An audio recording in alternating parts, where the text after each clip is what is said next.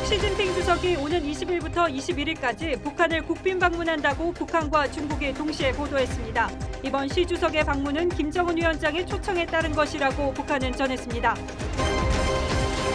문재인 대통령이 윤석열 서울중앙지검장을 검찰총장 후보자로 지명했습니다. 검경 수사권 조정 등 검찰개혁을 지속하겠다는 문재인 대통령의 의중이 반영된 인사라는 분석입니다.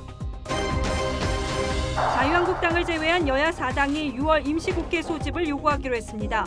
자유한국당은 경제청문회 개최를 요구하며 반발하고 있습니다.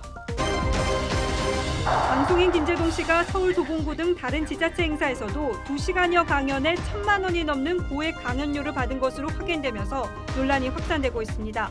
자유한국당은 강연료 환수와 감사원 감사를 촉구했습니다. 20세 이하 월드컵에서 준우승을 차지한 태극전사들이 금이 환영했습니다. 우리 선수들이 있기에 제가 지금 이 자리에 있습니다. 선수들은 준우승의 비결은 팀워크라고 입을 모았습니다. 똑같은 음식을 심야엔 더 비싸게 파는 이른바 심야 할증 식당이 등장해 눈길을 끌고 있습니다. 그 이유가 뭔지 소비자 탐사대에서 취재했습니다.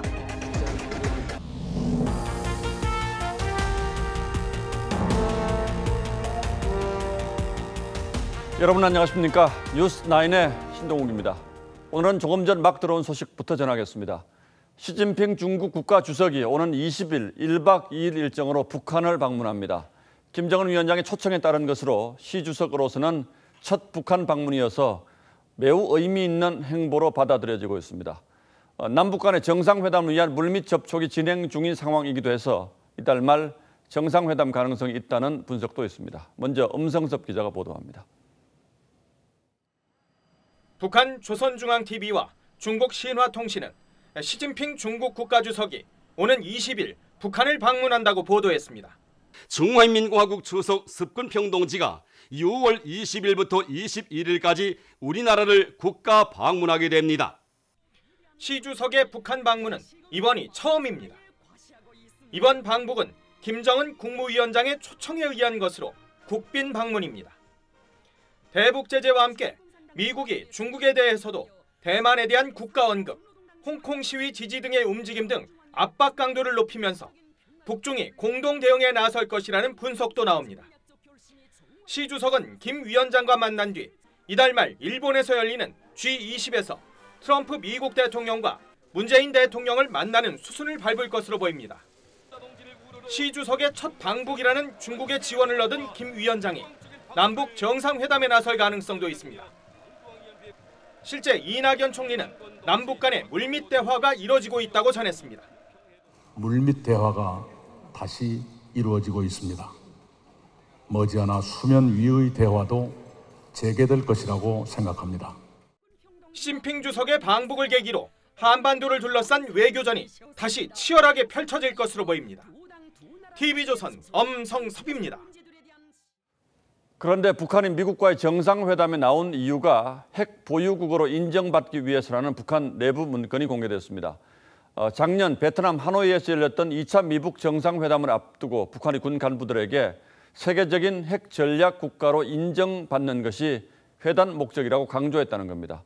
일단 우리 정부는 문건의 진위부터 확인해야 한다며 조심스러운 반응을 보였습니다. 그러나 미북 정상회담을 계기로 북한이 사실상 핵 보유국으로 인정받게 됐다는 점을 감안한다면 북한이 이미 그 목적을 달성했다고 볼 수도 있습니다. 이어서 김미선 기자가 보도합니다.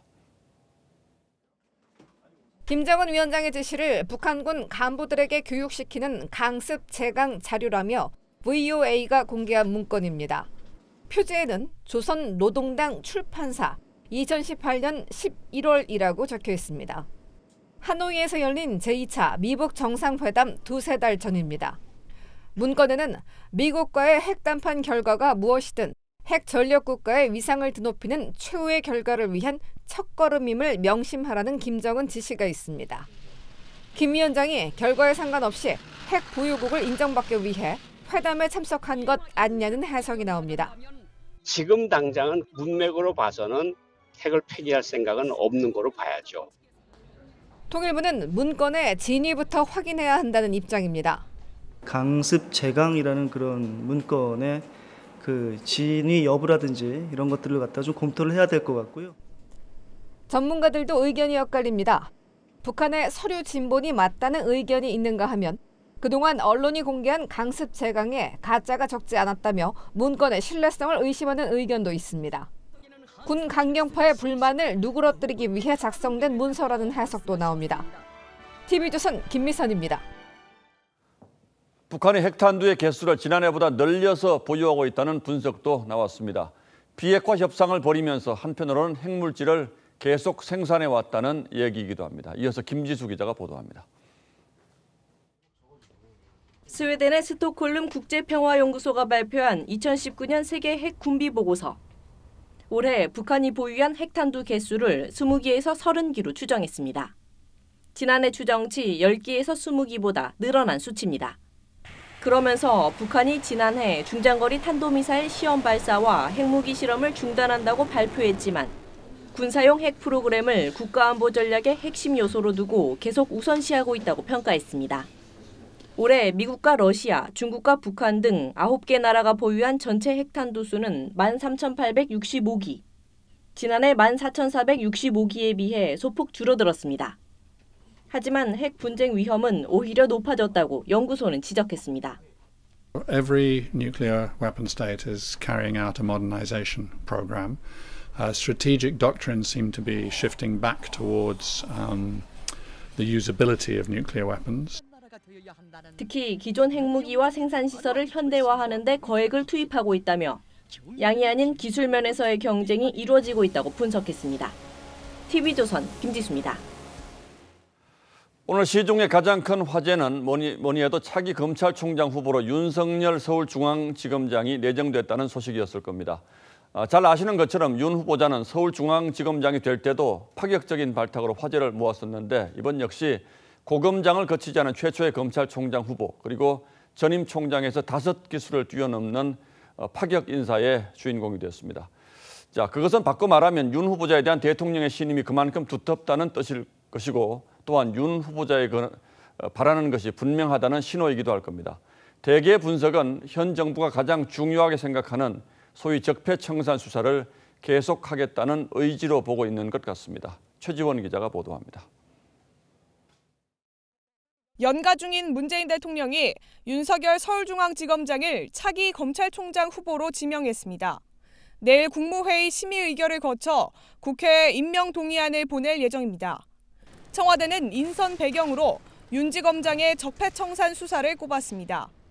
탁월한 지도력과 개혁 의지로 국정농단과 적폐청산 수사를 성공적으로 이끌어 검찰 내부뿐만 아니라 국민들의 두터운 신망을 받아왔습니다. 검찰 개혁과 조직 쇄신 과제 등에 대한 확고한 수사 의지도 반영됐다고 했습니다. 문재인 정부 남은 임기 동안에도 적폐청산 수사를 지속할 뜻을 내비침과 동시에 문무일 검찰총장의 반대로 진전이 더뎠던 검경 수사권 조정 물꼬를 트겠다는 의지로 읽힙니다. 윤 지검장은 문 총장의 사법연수원 5기수 아래로 고검장을 거치지 않고 총장 후보가 된 첫 사례입니다. 적폐청산 수사와 함께 검찰 수뇌부에 물갈이가 숨어있는 인선 배경이란 관측이 나옵니다. 청와대는 기수 파괴 등에 대한 검찰 내부 우려에 대해선 검찰이 결정할 사안이라고 말했습니다. TV조선 최지원입니다. 예, 제가 앞서 파격 인사라는 표현을 했습니다만 검찰은 어느 조직보다 서열을 매우 중요하게 생각합니다. 후배가 검찰총장이 되면 고시 윗기수 선배들은 검찰을 떠나는 것이 그동안의 관례였기 때문에 검찰의 파격 인사는 인사 그 자체 이상의 의미가 있습니다. 즉 검찰의 대대적인 물갈이로 이어질 가능성이 높고 이번에는 특히 20명이나 되는 검사장급 고위직이 한꺼번에 자리를 비울 가능성도 제기되고 있습니다. 그래서 검찰 개혁의 수단으로 윤 후보자를 선택했다는 분석도 있습니다. 이어서 이유경 기자가 보도합니다. 문재인 정부 두 번째 검찰총장으로 지명된 윤석열 서울중앙지검장은 사법연수원 23기로 문무일 검찰총장보다 5기수 후배입니다. 검사장이 고검장도 거치지 않고 검찰총장에 지명된 것도 이번이 처음입니다. 폐쇄적인 검찰 조직을 뒤흔들기 위해 오랜 기수 문화를 깨는 충격요법을 썼다는 분석도 나옵니다. 기수가 많이 내려가서 파격 인사라는 평가가 있는데요. 검사장 줄사태도 예상되는데 차차 지켜보십시오. 후배가 승진하면 선배는 용퇴해온 것이 검찰의 관례. 이런 식이라면 현직 검사장급 간부 42명 가운데 옷을 벗어야 하는 대상은 29명에 달합니다. 인사태풍 현실화에 검찰 내부도 술렁입니다. 임명을 요구한 검찰 고위 관계자는 예상했지만 굉장히 파격적인 인사라며 폭풍 전야 같다고 했습니다. 검찰 조직의 충격 최소화를 위해 윤 지명자가 바로 윗기수인 22기 일부에게 잔류를 요청할 것이라는 예측도 나옵니다. 결국 기수를 깬 파격 인사와 수사권 조정에 동요하는 검찰 조직을 어떻게 재편에 안정시킬지가 윤 지명자에게 주어진 첫 과제가 될 전망입니다. TV조선 이유경입니다. 그러나 이런 배경 때문에 야당은 검찰이 앞으로도 청와대의 뜻에 따라 움직일 거란 걱정을 하고 있는 듯합니다. 자유한국당은 윤 후보자에 대해서 대통령의 하명에 칼춤을 추던 사람이라고 평가했고 바른미래당은 가장 전형적인 코드 인사라고 비판했습니다. 반면 여당은 더 없는 적임자라는 평가를 내리고 있어서 인사청문회에서의 뜨거운 공방을 예고했습니다. 김보근 기자가 취재했습니다. 더불어민주당은 윤석열 검찰총장 후보자가 적폐청산과 국정농단 수사를 마무리하고 새로운 검찰 개혁을 이끌 적임자라고 환영했습니다. 검찰 개혁을 원하는 국민적 요구를 반영한 인사라고 판단됩니다. 여권 일각에서는 윤 후보자가 검찰 자부심이 강해 수사권 조정에 소극적일 수 있다는 우려도 나왔습니다. 자유한국당은 혹시나가 역시나인 인사였다며 검찰 독립은 날샜다고 논평했습니다. 야권 인사들을 향해 강압적인 수사와 압수수색 등으로 자신이 문재인 사람임을 몸소 보여주었습니다. 또 앞으로 더 크고 날카로운 칼이 반정부 단체와 반문 인사를 향해 휘둘러질 것이라고도 했습니다. 바른미래당은 윤석열은 문재인 정부의 가장 전형적인 코드 인사라며 검찰의 독립이 아닌 검찰의 종속을 선언한 것이라고 강력 비판했습니다. 윤석열 체제의 검찰은 권력에 더 흔들릴 것이 불을 보듯 뻔합니다. 야당은 인사청문회를 통해 윤 후보자를 철저히 검증하겠다고 예고했습니다. TV조선 김보건입니다. 저는 사람에 충성하지 않습니다. 검사 윤석열을 세상에 알린 유명한 말이죠. 수사에 관한 한 타협하지 않는 강골 검사라는 평이 있는 반면 가장 전형적인 정치 검사라는 평가도 동시에 받고 있는 인물입니다. 문재인 정부 검찰의 상징과도 같은 존재이기 때문에 어차피 총장은 윤석열이란 말이 시중에 나돌기도 했었죠. 윤석열은 어떤 사람인가 한송원 기자가 취재했습니다. 우직한 성품의 특수통 강골 검사를 대중적 인지도가 높은 스타 검사로 만든 건 국정감사장에서 보여준 거침없는 발언이었습니다. 2013년 국가정보원 댓글 사건 수사팀장을 맡으며 윗선의 수사 외압을 폭로했습니다. 야당 도와줄 일이냐. 이게 검사장님 모시고 이 사건을 계속 끌고 나가기는 불가능하다는 판단을 했습니다. 이른바 공개 항명 파동으로 지방 고등검찰청 등 한직을 전전한 것도 이 한마디 때문이었습니다. 혹시 사람에 충성하는 건 아니에요? 저는 사람에 충성하지 않기 때문에 제가 오늘도 이런 말씀을 드리는 겁니다. 그러다 박영수 특별검사에 의해 2016년 최순실 국정농단 사건 수사팀장으로 화려하게 복귀했고 문재인 정부 출범 이후 검사장 승진과 함께 고검장 자리인 서울중앙지검장에 깜짝 발탁됐습니다. 갑자기 이렇게 좀 너무 벅찬 직책을 맡게 돼가지고 깊이 고민을 좀 해보겠습니다. 어떻게 할지. 이후 적폐청산 수사를 지휘하며 청와대의 신임을 얻었지만 문재인 정부의 칼이라는 비판에도 직면했습니다. 그동안 자기 목소리를 내는데 주저함이 없었던 윤 지명자가 인사청문회에서 제기될 코드 인사 비판에 어떤 발언을 내놓을지도 또 다른 관전 포인트입니다. TV조선 한송원입니다. 이제 곧 검찰총장 후보자 인사청문회도 해야 하는데 국회 정상화를 위한 여야 협상은 여전히 벽에 가로막혀 있습니다. 자유한국당은 패스트트랙 철회와 사과 그리고 경제청문회를 요구하며 민주당을 압박하고 있지만 민주당은 자유한국당을 제외한 다른 야당들과 일단 국회를 열기로 합의했습니다. 그러나 여당이 가장 시급하게 생각하는 추경 예산안 처리는 한국당이 들어오지 않으면 불가능하기 때문에 양측의 팽팽한 힘겨루기는 당분간 이어질 것 같습니다. 보도에 김정우 기자입니다. 바른미래당과 민주평화당, 정의당이 국회 소집 요구서를 제출했습니다. 바른미래당은 당론을 확정하고 오늘 이렇게 같이 공조를 하면서 우리 제출하게 된 겁니다. 헌법은 제적의원 4분의 1 이상이 요구할 경우 임시국회를 열도록 규정합니다. 새 야당의 더불어민주당 의원들까지 참여하면서 총 98명의 서명이 담겼습니다. 우리도 이제 할 만큼 했고 참을 만큼 참았습니다. 더 이상 국회를 방치할 수가 없습니다. 민주당은 직접 단독 국회 소집을 요구하는 대신 다른 야당의 요구에 따라가는 모양새를 취했습니다. 민주당으로선 추경 처리가 급하지만 예산결산위원장이 한국당 소속이어서 한국당 협조 없이는 추경안 의결은 물론 논의조차 불가능합니다. 민주당은 신속 처리 안건으로 상정한 선거법 개정안과 검경수사권 조정안을 단독으로 의결할 수 있다며 한국당을 압박하지만 바른미래당이 반대합니다. 한국당은 패스트트랙 철회와 사과 그리고 경제청문회 없이는 등원할 수 없다는 입장입니다.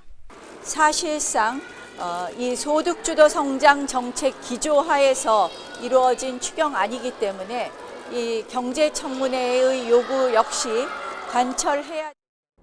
패스트트랙 전국 이후 약 50일 만에 국회가 열리게 됐지만 한국당의 반발 속에 반쪽 국회 파행이 당분간 이어질 전망입니다. TV조선 김정우입니다. 지자체를 대상으로 한 고액 강연료 논란을 빚었던 방송인 김재동 씨가 지방자치단체에서 1,300만 원 안팎의 강연료를 받으면서 전국적으로 강연을 해온 사실이 드러나 논란이 커지고 있습니다. 그런데 7년 전에는 100만 원, 4년 전에는 400만 원을 받았다는 기록도 있어서 김 씨가 특히 현 정부 들어서 이른바 문학의 화이트리스트의 혜택을 받고 있는 것 아니냐는 주장도 나오고 있습니다. 자유한국당은 이 강연료가 대부분 국민 세금에서 나간 것이라며 감사원 감사를 요구했습니다. 윤태윤 기자가 취재했습니다. 자치구가 주최한 행사에 김재동 씨가 강연자로 나온 이력입니다.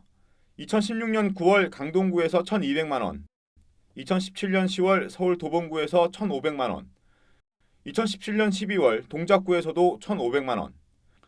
모두 세 곳에서 강연료로 4,200만 원을 받았습니다. 전액 서울시 예산입니다. 경북 예천과 충남 아산, 논산, 경기 김포, 시흥 등 현재까지 확인된 13개 지자체 강연에서 강연료만 1억 7천만 원, 평균 1,300만 원입니다. 김 씨가 5년 전 서울시 행사에서 받은 강연료 300만 원보다 4배 이상, 7년 전 서울 금천구 행사에서 받은 100만 원보다 13배나 올랐습니다. 이현주 의원은 김 씨의 고액 강연은 문재인 정부의 화이트리스트라고 지적했고, 이게 바로 화이트리스트 권리남용이 아닌 뭐겠습니까? 자기들 입속만 차리는 위선자라고 생각합니다. 한국당은 김 씨가 받은 강연료를 환수하고 감사원 감사를 요구했습니다. 하려거든 본인들 돈으로 하십시오. 국민 세금 가져다 그렇게 챙겨주지는 말라는 이야기입니다. 해당 지자체들은 김 씨의 높은 인지도를 감안해서 강연료를 책정했다고 해명했습니다. TV조선 윤태윤입니다. YG 엔터테인먼트 소속 아이돌 그룹의 멤버였던 비아이의 마약 의혹이 검찰과 경찰의 부실 수사 의혹 책임 공방으로 번지고 있습니다. 경찰은 비아이의 마약 투약 정황을 담은 수사 보고서를 검찰에 넘겼지만 검찰이 수사를 진행하지 않았다는 입장인데, 반면 검찰은 경찰이 내사에 들어갔다면 경찰이 끝까지 했어야 했다면서 책임을 돌렸습니다. 신준명 기자입니다. 지난 2016년 8월 가수 지망생 한모 씨는 마약 투약 혐의로 경찰 수사를 받았습니다. 한 씨는 경찰 조사에서 자신이 비아이에게 마약을 줬다며 카카오톡 대화 내용도 제공했지만 경찰이 비아이를 수사하지 않았다고 주장하고 있습니다. 하지만 경찰은 수사를 안 한 게 아니라 못한 것이라고 반박합니다. 검찰은 3차 피의자 신문이 끝나자마자 YG를 제대로 수사하겠다며 사건을 바로 넘기라고 지시했다고 경찰은 주장합니다. 당시 수사 관계자는 BI는 어떻게 하냐고 되물었지만 그것도 담아 함께 넘기라는 검찰 지시에 수사보고서에 정황만 담아 하루 만에 사건을 넘겼다고 말했습니다. 검찰은 자신들의 책임이 아니라고 말합니다. 수원지방검찰청은 수사보고서에 BI에 관한 내용이 담겨 있었지만 경찰이 내사를 진행했을 것이라고 생각해 수사하지 않았다고 답했습니다. 진실 공방이 벌어지는 가운데 민감룡 경찰청장은 이번 사건을 원점에서 재수사하겠다고 밝혔습니다. 필요하다면 BI뿐만 아니라 양현석 전 YG 대표도 소환해 조사할 것이라고 말했습니다. TV조선 신준명입니다. 전 남편을 잔혹하게 살해한 고유정이 전 남편에게 무시당했으며 양육비도 제대로 받지 못했다고 주장하고 나섰습니다. 전 남편의 유족은 고유정이 계획 범죄를 부인하려고 거짓말을 한다고 반박했습니다. 오선열 기자입니다. 고유정은 경찰 조사에서 숨진 전 남편 A씨와 경제적 문제로 갈등을 빚었다고 진술했습니다. A씨가 해외 유학을 간 사이 생활비와 육아를 혼자 책임졌다고 주장했습니다. 고유정은 또 양육비도 제대로 받지 못했다고도 말했습니다.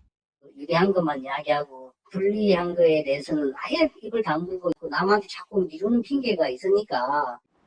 유족 측은 고유정이 계획 범죄를 부인하려고 거짓말을 한다며 반발했습니다. 해외 유학은 국비 장학생으로 다녀왔고 생활비도 계속 보냈다고 주장했습니다. 유족 측은 또 지금까지 양육비로 1,000만 원을 보냈지만 고유정이 아이를 못 만나게 했다고 반박했습니다. 범행 동기를 왜곡하고 감추는 것으로 감형을 받으려는 의도가 명확하게 보이고 있습니다. 각종 증거에 의해서 충분히 반박할 수가 있고요. 고유정의 현 남편은 일부 언론과의 인터뷰에서 친아들 질식사와 관련해 자신이 심폐소생술을 했다고 말했습니다. 하지만 국과수 부검 결과 출혈이나 골절 등 심폐소생술 흔적은 없었습니다. 경찰은 심폐소생술 여부보다는 질식사의 원인을 찾는 데 수사력을 집중하고 있다고 밝혔습니다. TV조선 오선열입니다.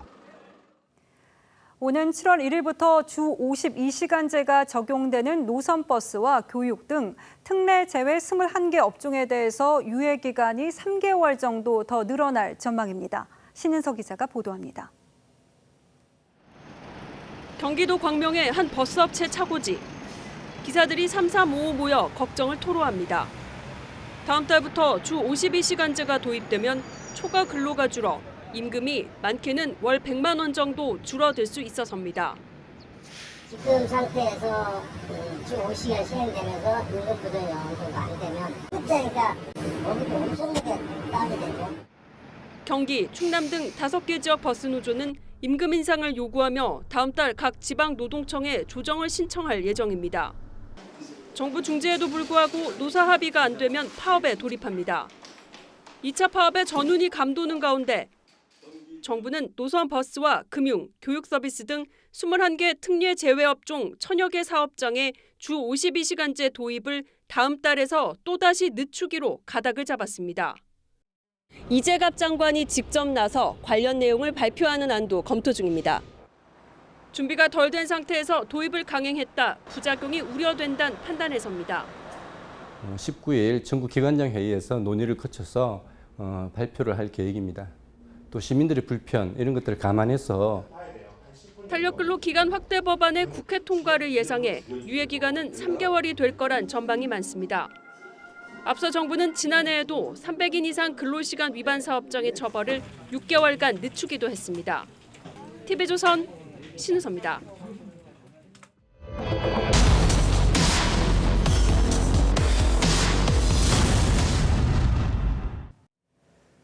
최저임금이 지난 2년 동안 한 해 1,000원 안팎으로 오르면서 현재 8,350원이죠. 내년도 최저임금은 오는 8월에 결정되는데 이를 앞두고 소상공인연합회가 더 이상의 최저임금 인상 논의는 무의미하다면서 사업장 규모에 따른 임금 차등화를 요구하고 나섰습니다. 최저임금으로 타격을 받은 숙박과 외식업 업종 모두 5인 미만 영세 사업장이기 때문인데요. 실제로 최저임금 인상으로 인한 인건비 부담에 소상공인들은 폐업 대신에 심야 시간 영업 단축을 선언했고 배달 음식점에서는 배달료를 따로 받기도 했습니다. 또 최근에는 같은 음식도 심야에는 더 비싸게 파는 식당들까지 등장했습니다.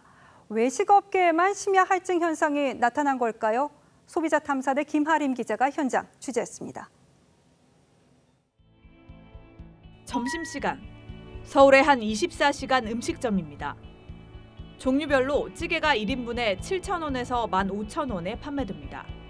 먹음직스런 감자탕을 시켰더니 계산이 8,000원이 나왔습니다. 밤 10시가 넘은 시각, 다시 음식점을 찾아가 같은 메뉴를 주문했습니다. 그런데 가격이 다릅니다.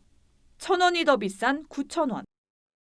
밤에는 요금이 10시 이후에는 메뉴판에도 밤 10시부터 새벽 6시까지 심야 시간 할증 요금을 받는다고 써 있습니다. 자세히 둘러보니 식당 곳곳에 메뉴당 1,000원, 심야 할증 요금 안내문이 보입니다. 낮에 왔을 때랑 가격이 달라요. 야간에는 할증이 1,000원씩 붙어요. 모든 메뉴에. 야간에는 다 시급이 올라가요. 똑같은 내용물이지만 인건비 부담이 커져 심야 할증 가격을 받는다는 건데 심야 할증비가 있는데 혹시 괜찮으셨어요? 처음이에요. 미안합니다. 심야 일하는 사람들은 페이도 세고 해서. 그런데 밤이 되면 요금이 오르는 곳은 더 있습니다.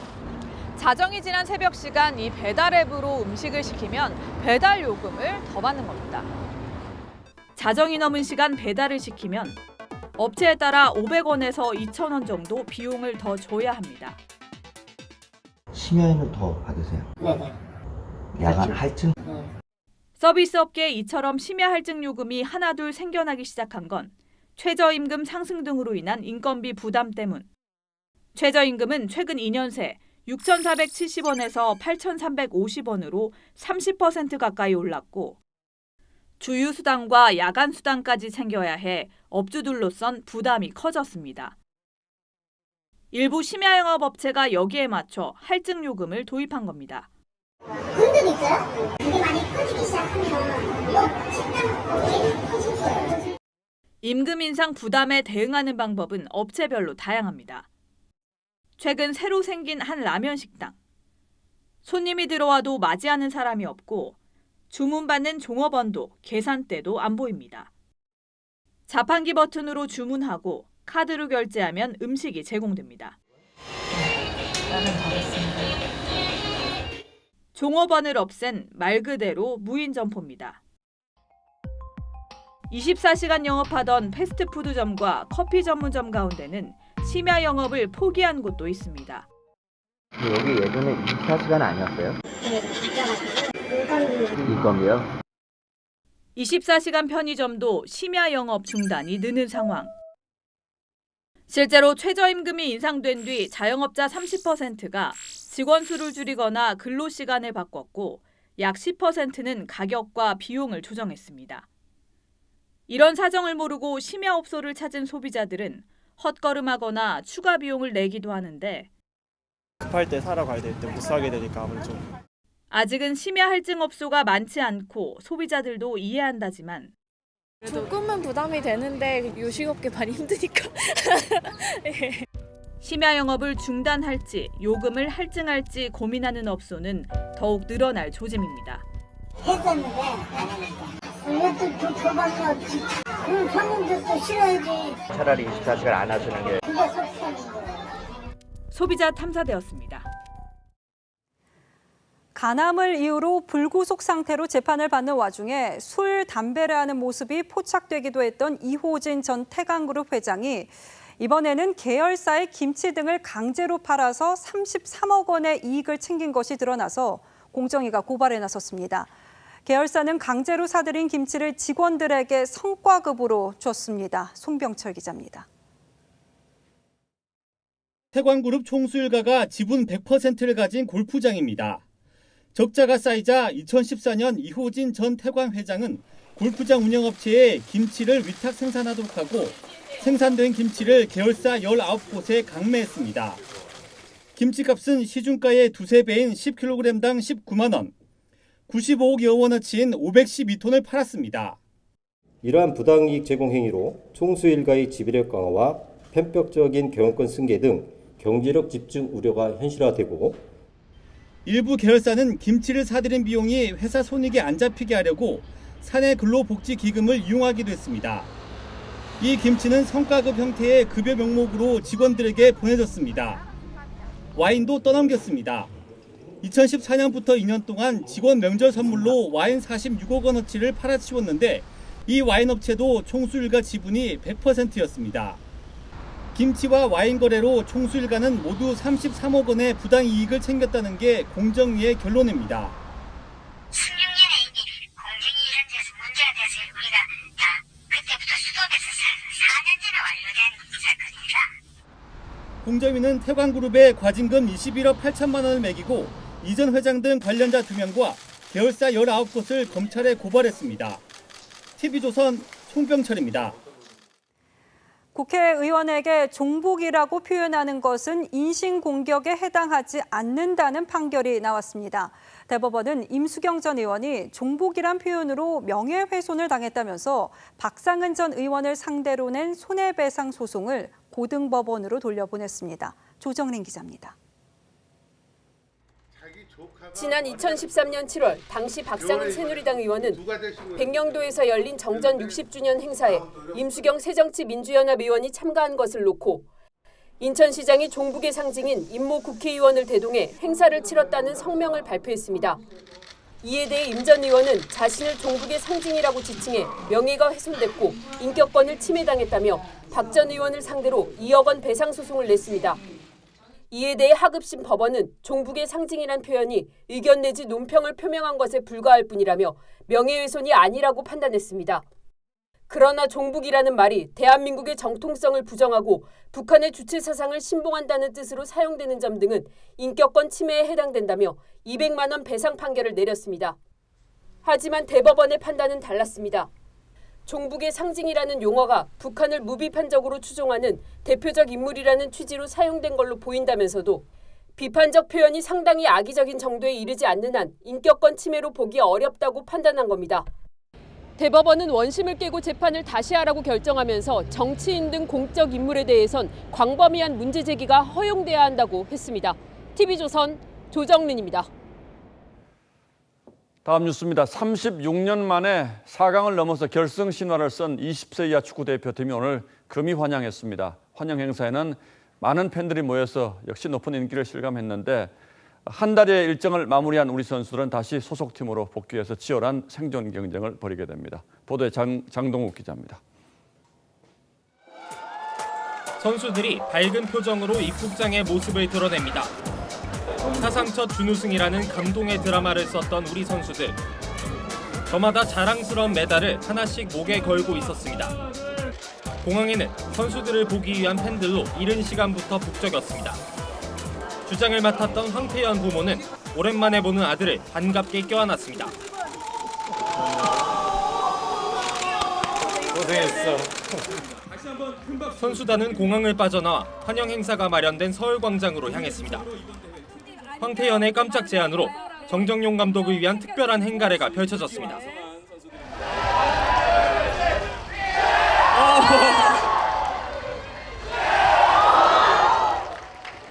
정정용 감독은 신발이 벗겨지는 상황에서도 웃음을 감추지 못했습니다.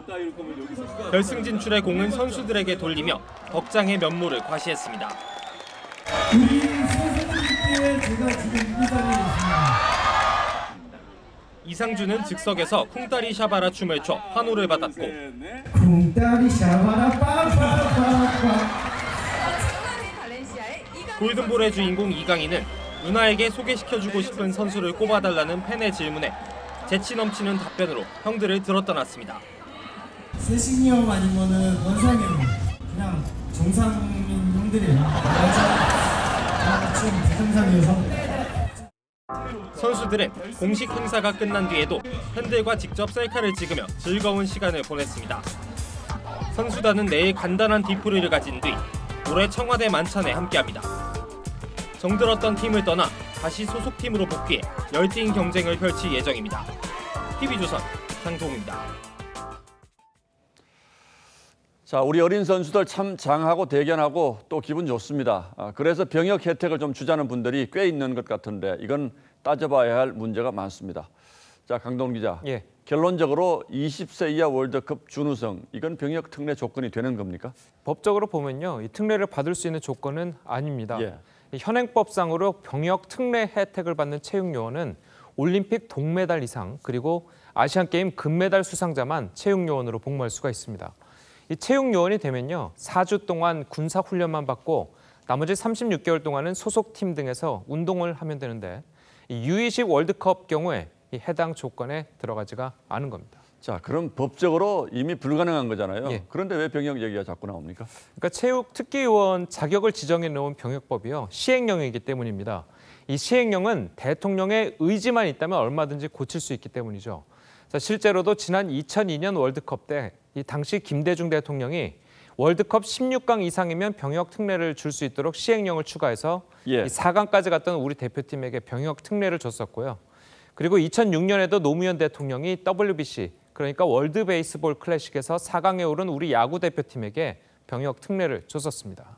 결국 그 당시 국민 정서에 따라서 대통령이 시행령을 고쳐서 병역 혜택을 준 경우가 있었기 때문에 이번에도 이런 얘기가 나오는 거군요. 그렇습니다. 그런데 이제 현재는요, 이 월드컵과 이 WBC 관련 병역 특례는 없어졌습니다. 특히 지금 논란이 된 U20 같은 경우는 월드컵이나 WBC와 달리 2년에 한 번씩 열리고 있고요. 그리고 선수들도 20세 이하로 어리기 때문에 벌써부터 병역법을 이야기하는 것은 좀 이르다, 뭐 이런 지적도 있습니다.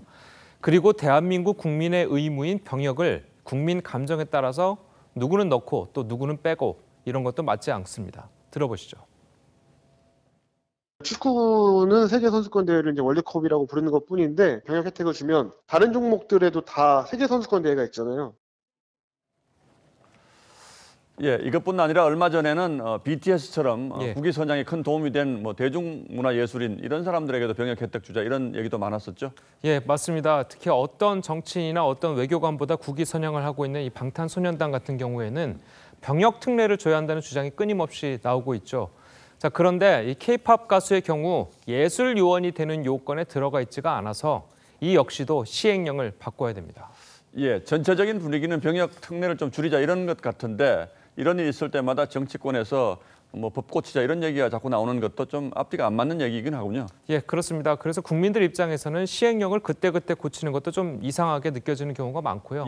정부는 그래서 지난 아시안게임 야구 종목 금메달 당시에 감독이 군대를 아직 안 간 선수를 중심으로 선출했다는 논란을 계기로 예술체육 병역 혜택제를 전반적으로 살펴보고 있는데요. 8월 이전에 개선안을 공개하겠다고 하고 있습니다. 뭐 이 병역 문제는 대단히 예민한 문제이기 때문에 국민들의 공감을 얻을 수 있는 그런 안이 나왔으면 좋겠군요. 강동원 기자 잘 들었습니다.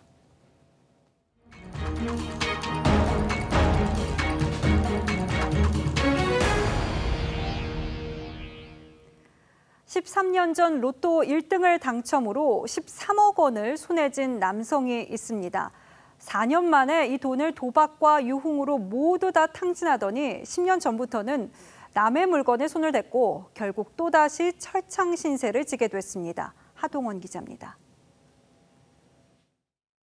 한 남성이 단체 예약을 하겠다며 주점 종업원에게 접근합니다.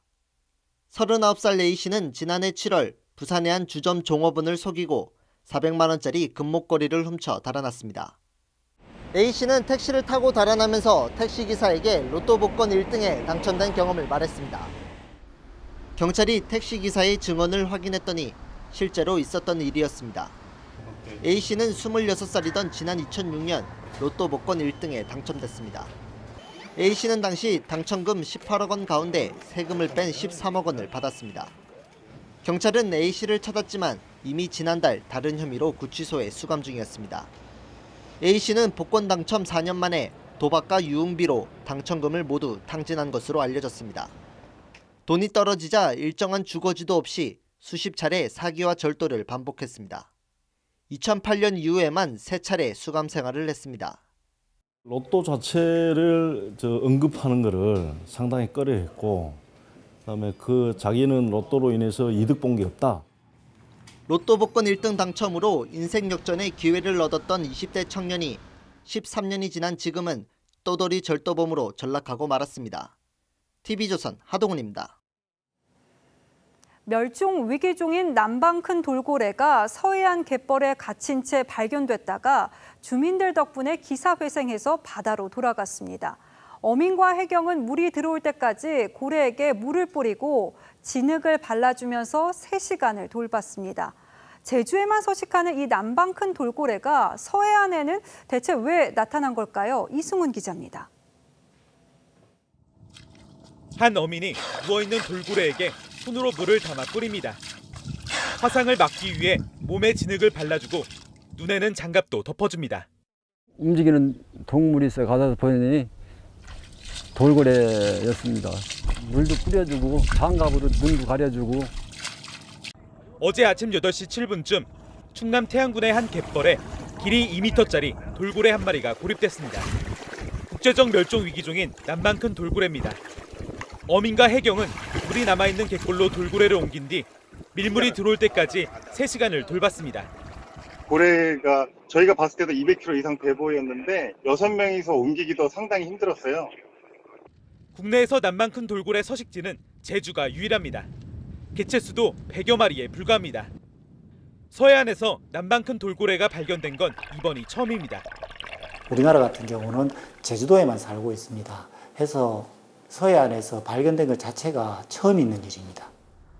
고래연구센터는 일본이나 대만 쪽에 서식하던 늙은 돌고래가 무리에서 쫓겨나 이동한 것으로 추정하고 있습니다. TV조선 이승훈입니다. 인천 서구에서 붉은 수돗물 피해가 시작된 지 19일째입니다. 인천시는 여전히 원인은 모른 채 보상과 지원을 언급하면서 뒤늦은 사과를 했는데요. 주민들은 반발했습니다. 강석 기자입니다. 인천 서구 영종 지역 주민 대표들이 시청을 항의 방문합니다. 붉은 수돗물이 나온 지 19일째, 정확한 원인 파악조차 못한 인천시의 부실 대응을 따졌습니다. 즉각적으로 시에서 대처를 했어야 되는데 그 3일, 5일, 일주일 지나가도록 대처를 안 하고 너무 안이하게 그 눈치만 보고 있다가 박남순 인천시장은 공개석상에서 사과했습니다. 대응이 전체적으로 안이하고 미흡했다고 인정했습니다. 보통 일주일이면 안정화된다는 경험에만 의존해서 사태 초기 적극적인 시민 안내와 대응도 미흡했습니다. 시장인 제가 다시 한번 사과드립니다. 인천시는 오는 30일까지 3단계에 거쳐 피해 지역 정화 작업을 실시하겠다고 밝혔습니다. 상하수도 요금 면제, 필터 교체비, 생수 구입비 지원도 약속했습니다. 하지만 주민들은 믿지 못하겠다는 태도입니다. 환경부 조사 결과 발표 하루 전에 시장이 사과하는 것은 책임 피하기라고 비판합니다. 이제 와서 보름이나 지난 이 시점에 미안하다, 인정한다, 대책을 세우겠다고 하는데 그것조차 신뢰가 안 가요. 피해 지역 주민들은 원인에 대한 정확한 설명이 없다면 대규모 집단 행동을 하겠다고 밝혔습니다. TV조선 강석입니다. 200만 명이 모여든 대규모 시위에 홍콩 정부가 범죄자 인도 법안을 사실상 접었습니다. 이번 시위로 자치와 자유를 향한 홍콩인들의 뜨거운 열망이 확인된 만큼 이 시위가 중국 민주화의 불길을 당기진 않을지 여기에 오늘의 포커스를 맞췄습니다.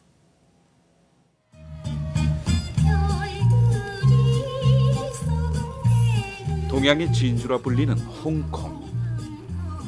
이 불야성을 밝히는 힘은 홍콩이 누리던 높은 자유였습니다. 이 홍콩에서 100만 명 넘는 시민들이 범죄인을 중국으로 넘겨주는 법 추진을 반대하며 거리로 나왔습니다. 정부는 최루탄과 물대포를 쏘며 진압에 나섰습니다. 하지만 2주째 대규모 시위가 이어지자 홍콩 정부가 법안 추진 보류를 발표하며 손을 들었죠. I feel deep sorrow and regret that the deficiencies in our work and various other factors have stirred up substantial controversies and dispute in society. 정부가 한 발 물러섰지만 성난 민심은 가라앉질 않습니다. Fight for a long time, and this is only a checkpoint, and I think It's only the first step. Yes, it is the first step. 시민들의 최종 요구는 법안 완전 철회와 장관 사퇴지만 정부는 묵묵부답이기 때문입니다. 홍콩 시민들은 왜 이렇게 화가 났을까요? 이번 사태의 발단은 2015년 홍콩의 한 서점으로 거슬러 올라갑니다. 이곳 출판인 5명이 기획한 책의 제목은 시진핑과 6 여인. 5명은 차례대로 실종되고 4명이 돌아왔지만 1명은 아직까지 생사가 불분명합니다. 서점 주인 린룽지는 중국 저장성에 끌려가 욕설과 위협 속에 중국 당국의 조사를 받았다고 폭로했습니다. 최고 권력자의 심기를 거슬렀다고 납치를 하는 마당에 법안까지 제정되면 중국의 인권 침해가 불보듯 뻔해진다는 게 홍콩인들의 공포죠. 97년 중국 반환 당시 홍콩은 50년간 항인 치한, 즉 자치를 보장받았습니다. 하지만 시진핑 주석 집권 후 행정장관 직선제 약속은 지켜지지 않았고 70석 의회도 절반이 친중파로 채워졌습니다. 이번 시위에서도 중국이 홍콩에 디도스 공격을 감행했다는 의혹이 제기될 만큼 빅브라더 중국의 입김은 강력합니다. 香港是中国的特别行政区，香港事务纯属中国内政。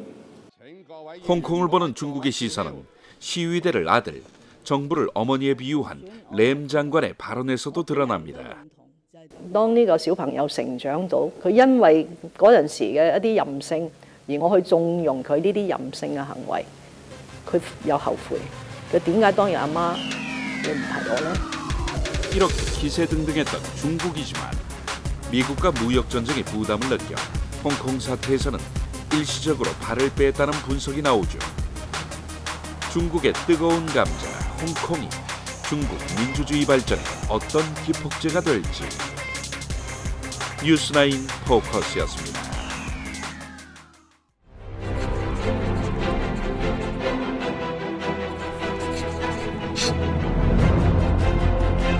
저 푸른 물결 외치는 거센 바다로 떠나가는 배.